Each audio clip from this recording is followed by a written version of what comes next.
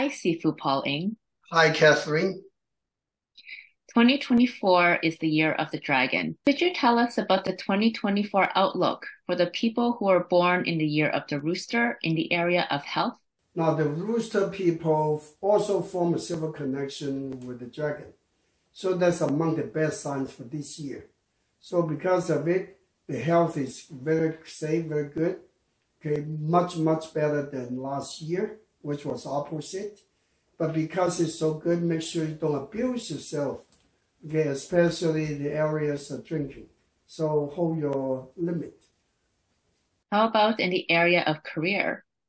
Very good career, especially anything to do with people, such as show business, entertainment business, and also the communication business. They will do particularly well, and sales and marketing included.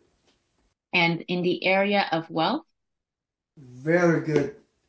Obviously, how much people can make depends on what they do.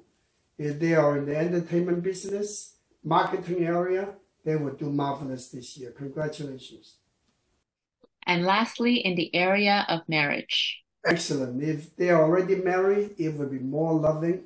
And if they are not married but single and ready, so they can get married this year. So this is a very lovable year for the rooster. Congratulations. Happy Chinese New Year. 恭喜發財。